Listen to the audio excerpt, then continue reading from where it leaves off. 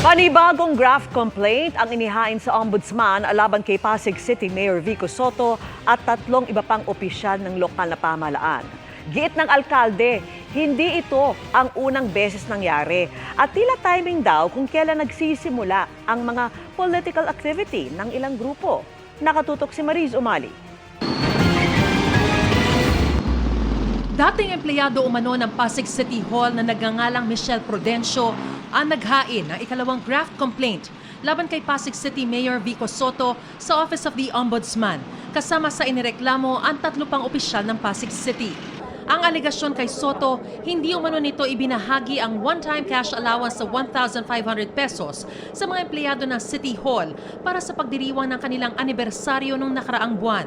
Sa halip ay namahagi lang umano ng mga t-shirt pero nagpapirma raw ng mga acknowledgement receipt na nagsasaad na natanggap nila ang pera.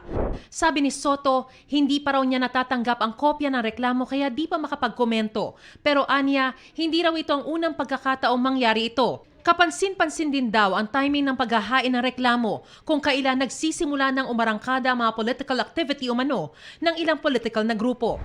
Noong nakaraang linggo lang, may nauna nang inihaing reklamong graft laban kay Soto at sa 2 iba pang opisyal ng Pasig. Ang naghain ng reklamo, isang nagpakilalang residente ng Pasig na si Ethel Mart Cruz. Kaugnay naman ito sa pagbibigay daw ng 100% tax discount sa telecommunication provider na Converge noong 2022. Nauna nang sinabi ng Converge na wala raw silang natanggap na anumang tax discounts mula sa lungsod ng Pasig. Sabi naman ni Soto, bahagi ito ng anyay dirty tactics ng mga kalaban sa politika. May nauna ring nagrally naman laban sa planong pagtatayo ng bagong Pasig City Hall Complex pero nang harapin sila ni Soto para sana sagutin ang kanilang mga katanungan, na-diskubring hindi naman sila mga taga-Pasig kundi mga taga-Quezon City. Galing QC. Yun, okay tabo ha. QC! QC, taas kamay, QC! QC!